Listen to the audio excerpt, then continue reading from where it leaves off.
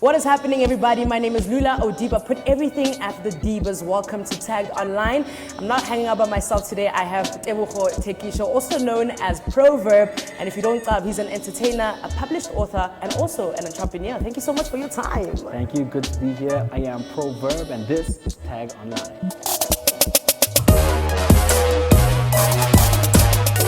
So, ProVerb, I remember, I think it must have been last year, I saw this clip of you on Jam Ali. Yeah. Yeah. I'm like, yo, look at this man go. So you can imagine my surprise when I started to see you present on Idols. I was like, yo, so he's actually multi-talented, because not only were you presenting it, you were killing it. And then after that, you moved into being an executive producer. Right. That's incredible, Black excellence. So I want to know how difficult the transition from being a rapper to a presenter and then to being part of the executive producer of the show, like how difficult was that for you? Right. So the first sort of two part of it, the rap and presenting, those actually happened concurrently. Really? Yeah, I started as a TV presenter first, actually. Wait. On Channel O in 2003. I was with the same class as Bonontle Tema, Lungile Khadu, Kabelo Ngakane.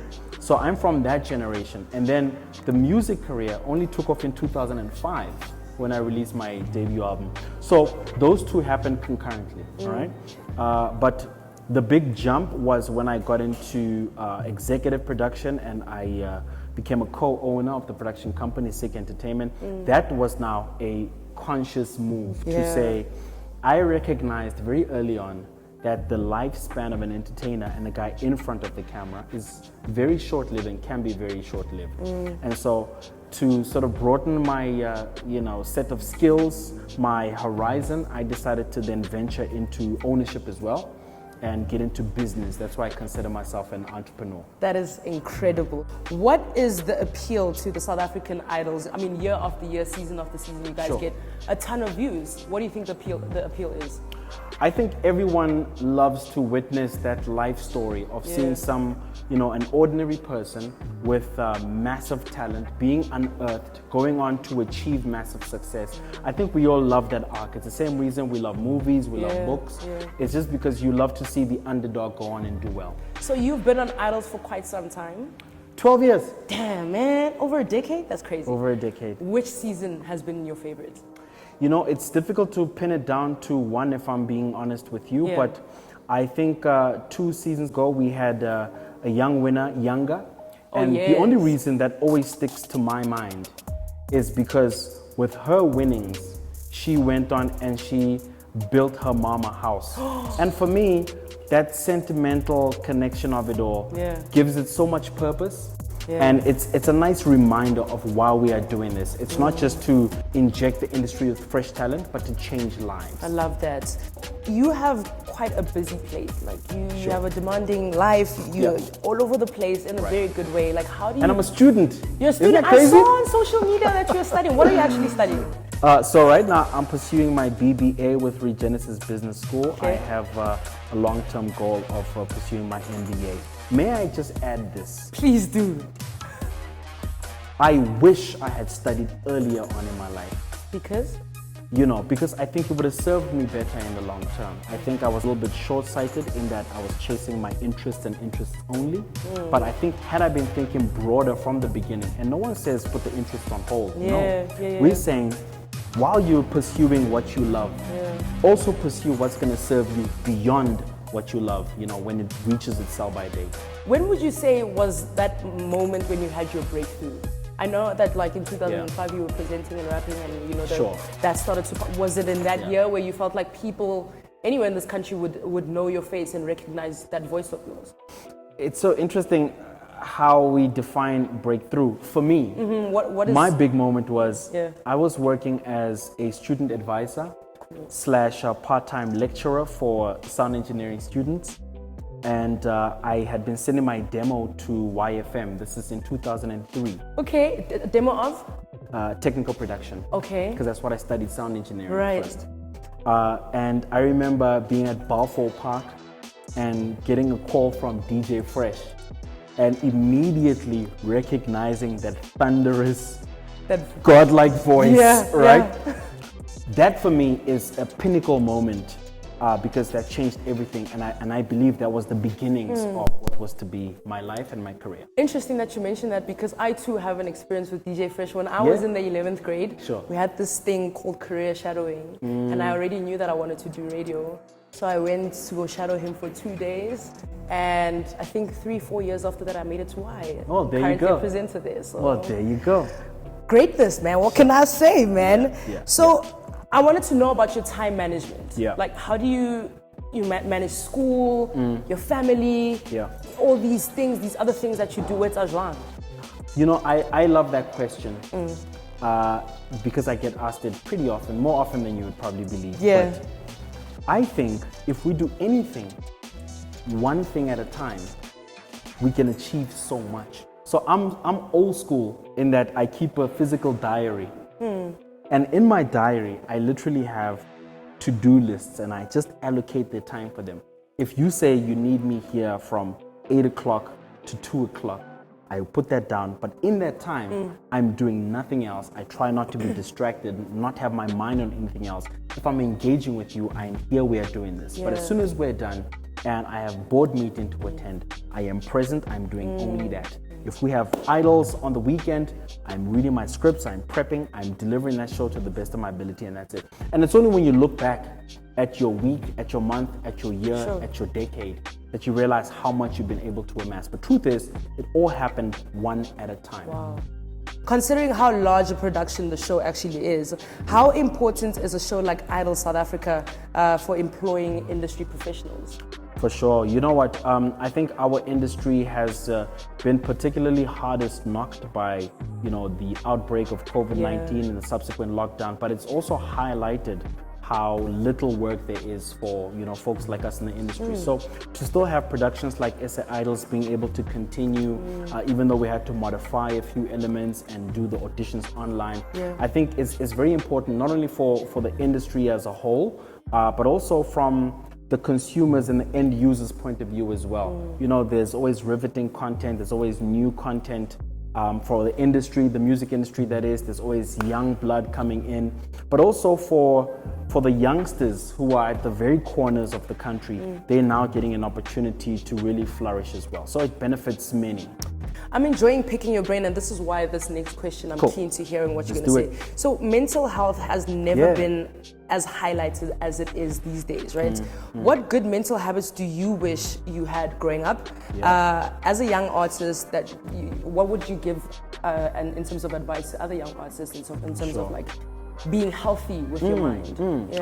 I think, if we learn to prioritize ourselves from day one, I think it'll change how we interact with people, how we react to certain things, how we experience, life situations as they happen, and they will happen.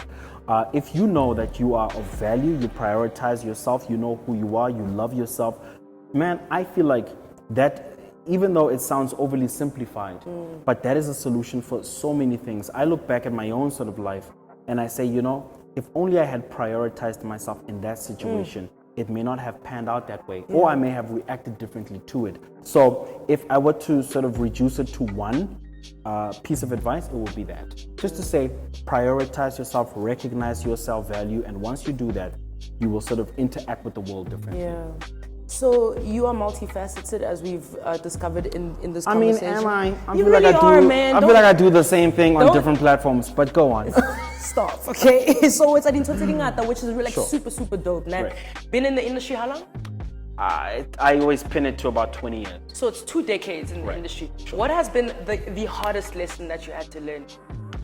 Sure. Yeah. It wasn't any kind of one occurrence or any one time, but it's a lesson that I learn regularly. Then how are you not learning if it's regularly? It's a regular because it comes in different ways, shapes, and forms. Okay, cool. And that is, you are dispensable, you are replaceable. At any given moment, a young Lula Odiba can come and replace you in a heartbeat. And here's the thing, she will do it better than you, cheaper than you more often than not, more efficiently than you do, So because you are replaceable, you always have to have your exit strategy in place. And I think of that daily. Just yesterday, I got a last minute gig because somebody had to be replaced. You know, it happened that very morning. Wow. And just as quick as that, we can be replaced. I can go look at my phone now, getting SMS that says, don't pitch up tomorrow. There's somebody else doing it. And that's the nature of the biz. And that brutality, even though you feel like you come to terms with it, you never really do, you know, until it happens. And believe me, it has happened many a time. That is many times. so interesting. That's a tough thing about our industry. So, you work on Idols, one about performer all the time, Sure. and you know you are a superstar. At one point Take in your it career, easy. Come on, stop with the mud. It's the remote for it, like it. So, you know, don't you miss being on stage? Don't you miss, and I'm talking like as a musician, Sure. and getting that response of people singing along to your lyrics, Yeah. or even just Barry and coming onto stage right now, ProVerb, then but don't you miss Yeah. that? So I had a 15-year music career specifically, right? Yeah. And the fulfillment I got from that will always pale in comparison to the fulfillment I get from giving others the platform. Wow. So the joy that I get from introducing a youngster who comes on, kills it, gets $1 million, gets a recording contract, goes on to make a success of himself. I mean, the other day we had Loyiso on the show. Loyiso just scored himself an international record deal. Which Loyiso? Right? Loyiso, you know the singer Loyiso, not the Not Loyiso, Bala. no, Loyiso was a former Oh Idols yes, contestant. yes. He just got that international deal. Oh, Now, yeah. can you imagine the pride that I would feel from knowing that I am part of a platform that enabled that? Don't get me wrong, we're not taking the credit for it. It was obviously his own talent and hard work. Yes. But I was part of a platform that unearthed him, gave him that opportunity. The example I made earlier on when Yanga went and bought her mom a house. And Wow. their background and what they were able to do as a result of being on the show, you can't match that fulfillment, you know, and want to compare it to when I get on and yo and get a yeah and be on somebody's top 5 list and whatever. That's all good and well. I love that and I enjoyed it. But I get greater fulfillment now, and I feel like I'm serving a greater purpose that's beyond Do you mine. feel like your music ship has sailed? I beg you? Your music ship, do you think it sailed? I don't think anything has sailed. I think I made an executive decision to say I can serve a greater purpose elsewhere. I mean, if I may give you an example. Sure. Releasing albums, rapping, recording was serving me and doing for me. Being on Idols, serving on the board of Samro, all of these things are serving others, you know, and that, you know, not many will understand, but that gives me greater joy. That's called legacy project. Those are things that outlive you. And they say, you know, Verb did this for us, not Verb released for himself. Yes. I don't know if you understand what I You're mean. gonna live forever, dude.